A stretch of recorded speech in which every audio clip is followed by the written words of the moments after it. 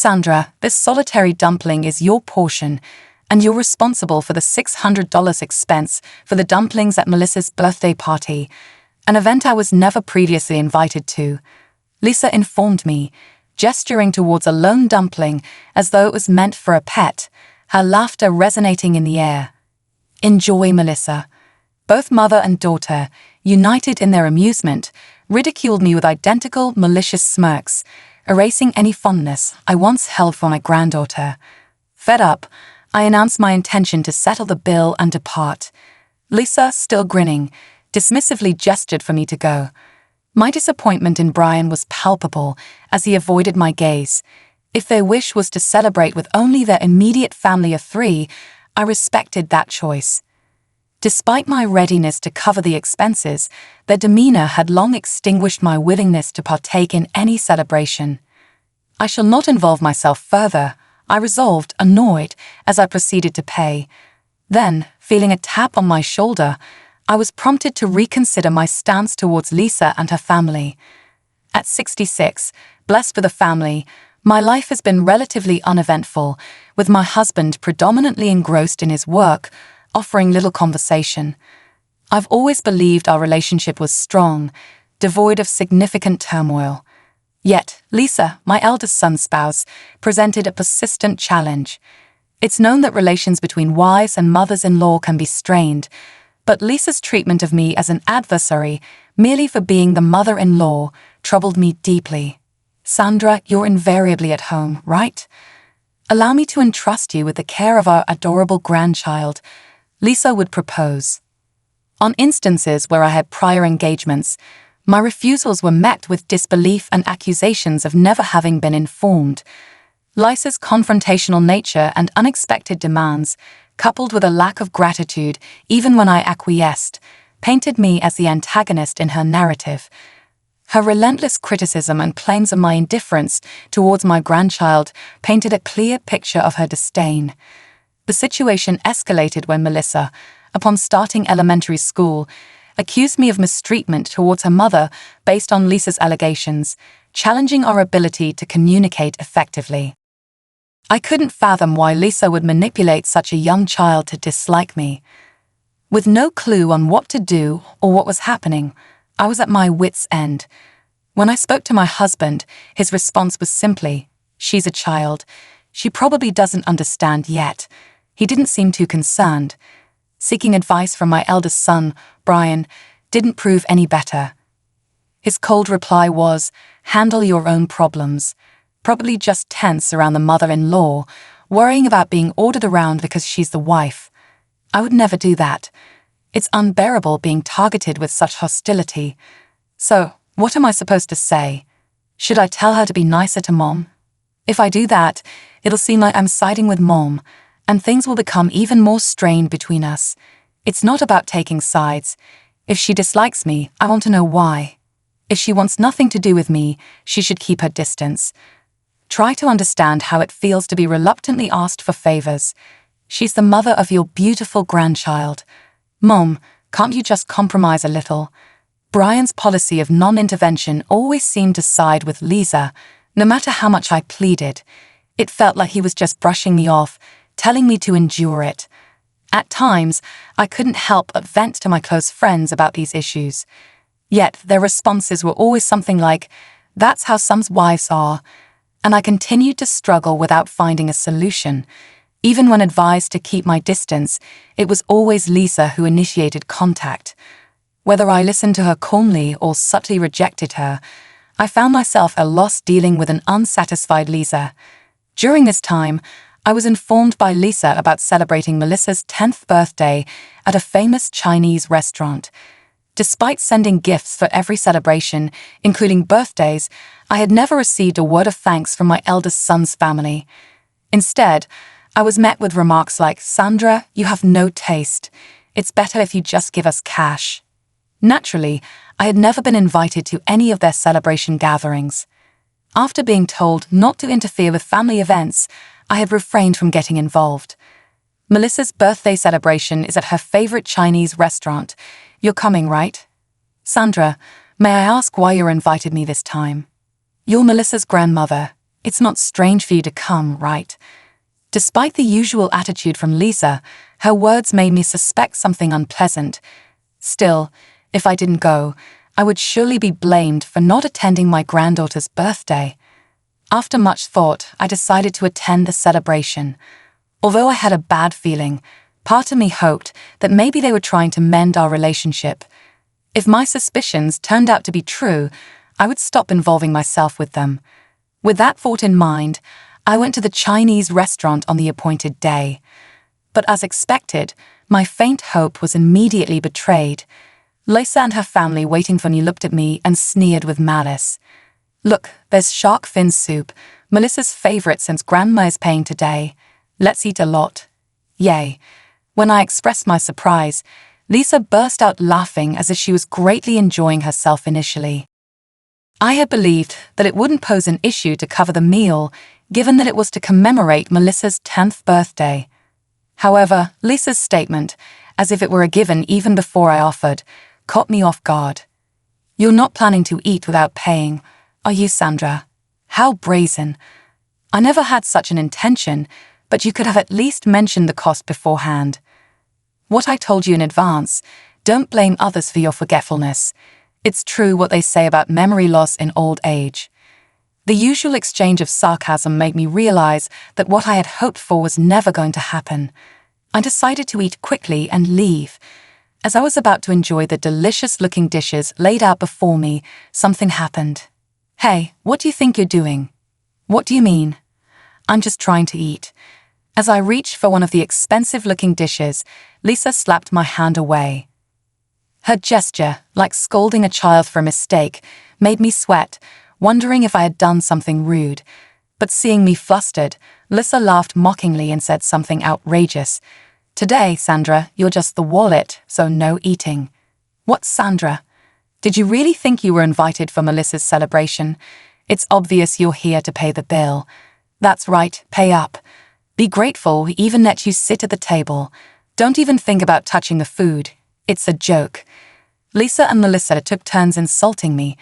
Seeing this, Brian turned his face away from me and said nothing. In a situation with no allies, I felt as if my heart was being squeezed.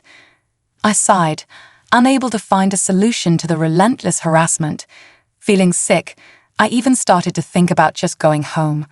Then, as if struck by an idea, Lisa dropped a single dumpling onto my empty plate. Well, can't be helped. I guess you can eat that much. Ha, Mom, a single dumpling. Sandra, that's all for you. You owe $600 for that dumpling, Grandma. That's so lame. Even Melissa, a grade schooler, joined in laughing at me. Their demonic smiles, mother and daughter alike mocking me, extinguished any affection I had left for my granddaughter. This was the moment I decided to cut ties completely. I didn't feel like celebrating her birthday anymore, but as a severance, it was a small price to pay. I've had enough. I'll pay the bill and leave first. What? You're leaving already? Thanks for the meal. Please just leave me alone from now on. I was disappointed in Brian, who wouldn't even make eye contact until the end. No matter what was said, Brian wouldn't reprimand Lisa or even Melissa. Trying to contain my intense anger, I went to pay the bill. As I approached the cash register, the flustered owner appeared. Dear customer, I'm sorry, but the course meal is still ongoing. Could you please wait a little longer? I'm sorry, but I need to leave now. Can I just pay the bill first? Didn't you like the food? No, the dumpling was delicious. Just the dumpling. Was there something in the other dishes you didn't like? Apparently. Lisa had arranged for a simple meal, and the owner was puzzled as to why I was leaving halfway through, so he approached me, wondering how to explain the situation. Feeling foolish for covering for my eldest son's family, I blurted out, I'm apparently just the wallet. Then, someone tapped my shoulder from behind. It was Carolyn, a friend who had listened to my complaints before. I saw everything just now. It's much worse than what you told me. Carolyn, when did you get here? Just before you all arrived. I heard the whole thing as it happened. Carolyn was at the same restaurant with her colleagues from work. She happened to see the way my eldest son's family was treating me, and hurried to talk to me as I was heading to the register. Seemingly more outraged than me at my son's family's behavior, Carolyn said, "You don't need to pay," and stopped my hand. "Listen, Sandra, even if it's your grandchild, that behavior is not normal at her age. She should know better than to treat family that way. But no matter what I say, nobody listens to me, not even my son Brian. So you're just going to let them walk all over you?" Carolyn's words made me realize something. Looking back, my eldest son's family, unconcerned about me, was happily chatting and enjoying their meal. They probably don't even consider me family anymore. Brian glanced at me for a moment, but quickly averted his eyes as soon as we made eye contact. Seeing such a pitiful attitude, I felt like the person sitting there was not my son. If they don't understand with words, then show them with actions. I'll help you. "Thank you, Carolyn. Can I ask for a little help?" Encouraged by Carolyn, I felt like I had finally found an ally. The owner, sensing the uneasy situation, nodded at me as if to say he was on my side. "I'm sorry, but I only ate one dumpling." "Understood. Let's do this." Based on our explanation and the owner's decision, I'd only had to pay for the one dumpling I ate. It felt awkward to put out just a few bills, but the owner smiled, processed the payment, and handed me the receipt. "The rest of the bill will be paid by those who ate. No worries. Thank you very much." In a situation with no allies, I found unexpected salvation in the kind restaurant owner and my friend. Internally, I felt that this alone was a good enough punishment for them.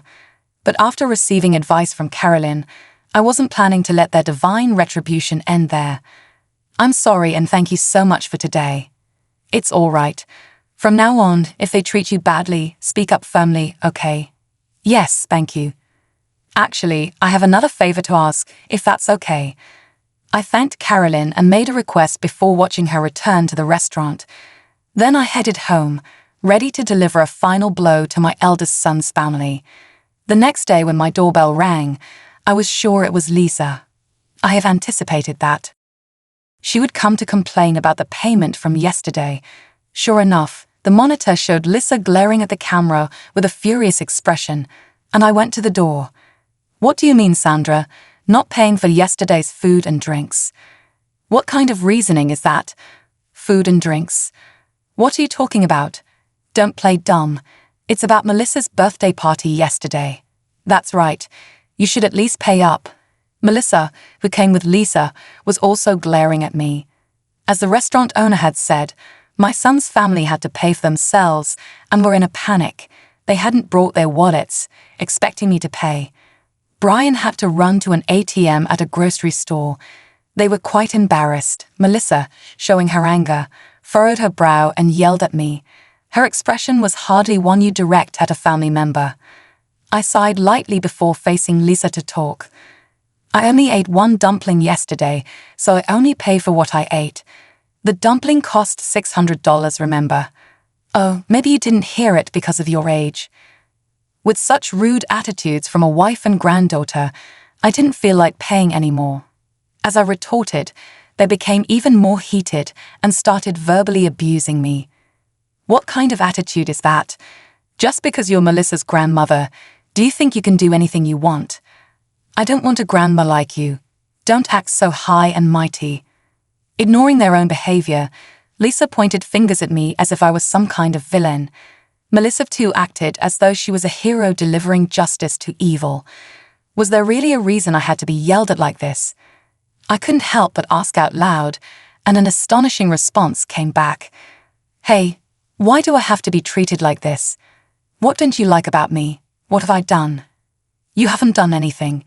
You know, wives just don't like their mother-in-laws." "What do you mean?" "Just that this time I thought I'd make you useful as a wallet since I was angry." Stunned by Lisa's unexpected words, I was speechless. Then, before I could signal, the door to the next room opened. Carolyn entered the living room. The moment they saw Carolyn's face, the two were speechless, their mouths agape. "Listening to you all this time, is that how you treat my friend?" "What, miss? Why are you here?" Melissa was the most flustered by Carolyn's sudden appearance. "That's understandable. Carolyn still works as a language teacher in a certain classroom and is also the teacher of the language class that Melissa attends. When I had spoken to Carolyn, the situation was so different from Melissa's behavior in class that she had trouble believing me. But after yesterday's incident, Carolyn had become my ally and came to my house today. When Melissa said she wished I was her real grandmother, I was so happy. Don't be deceived, miss. This woman made my mom cry before. My friend wouldn't do that. Besides, you just said mom wasn't mistreated, right? What? But mom, grandma was mean to you, right? Melissa seemed to have believed everything. Lisa shared information about me without knowing the details. Lee, apparently not expecting to be overheard, looked panicked. She became visibly nervous, glancing at Melissa with a troubled expression. Seeing her mother's behavior, Melissa's face rapidly paled. I was speechless at Lisa's inability to come up with a better excuse for her actions. Miss, please listen to our side too. Just because she's your friend, it doesn't mean you should take Sandra's side. But I am listening. You just said she wasn't mistreated, didn't you? Well, I couldn't just stay silent when accused like that. Lisa, always quick with words, tried to make excuses and win Carolyn over. But Carolyn was judging based on the behavior she had witnessed, not on Lisa's unsubstantiated claims. With no chance of Carolyn siding with them, Melissa, scolded by her teacher, looked like she was about to cry. Only giving one dumpling and then expecting $600 in payment. That's no way to treat family, is it? But it was my birthday, so it's only natural for Grandma to pay. That's what Mom said. Considering your attitude earlier, those kinds of words wouldn't come out unless you really look down on someone. You usually don't speak to your grandmother like that, do you? Apparently, Melissa was very fond of Carolyn and had never shown the same behavior towards me. Shocked by her favorite teacher's words, Melissa seemed deeply affected. Seeing Melissa's reaction, Lisa, while still glaring at me, was at a loss for words. Complaining to the teacher, "How sneaky of you." It wasn't a complaint. I just happened to see what was going on. Well, I won't forgive you, Sandra. Don't think you can see your granddaughter again. Fine by me. I'd like to ask the same. Don't involve me anymore. When I retorted, Lisa left, pulling Melissa's hand and looking resentful as I watched them leave. I finally let out a sigh of relief. Seeing this, Carolyn patted my back. After all that, they won't be able to act so arrogantly anymore. Thank you, Carolyn. Sorry for always relying on you. It's fine, Sandra. They wouldn't listen to you, right? With that attitude, it's no wonder. Carolyn's cheerful demeanor saved me, and I was able to cut ties with Lisa and her family. It's a shame I couldn't say anything to Brian, but I don't expect to hear anything more from Lisa. Seeing the usually confident Lisa taken aback cleared the frustration I had been carrying. Afterward, apparently Lisa and Melissa got into an argument because Lisa had lied to Melissa about me, leading to Mom making the teacher dislike me. Melissa still couldn't be appeased, and Lisa called me to explain the situation to Carolyn. Is it okay for Melissa to stop going to her language class? What's there to explain? Carolyn saw everything for herself. What more is there to say? If you admit to harassing me, then my story won't be a lie. Why, you could at least agree with me on that. No way, that's your responsibility. You should sincerely apologize to Melissa. Lisa called me several times, but since she told me to stay away, I stopped answering. Brian also called, confused about which side to take between Lisa and Melissa. Disgusted with his indecisive attitude, I echoed the words once said to me, "Handle your own problems." Owen continues to attend Carolyn's class and has become much quieter since being scolded that day. Well, she was too energetic before, so maybe this is just right for her now. As a sign of reflection, I hope so. Don't worry about it, Sandra. As a teacher, I'll keep an eye on her. Thank you. I love you so much, Carolyn. Don't mention it. We're friends after all. Carolyn said this nonchalantly. Please don't worry about it. I couldn't help but feel grateful to Carolyn. Next time, I plan to go out with Carolyn and finally enjoy the Chinese meal we missed.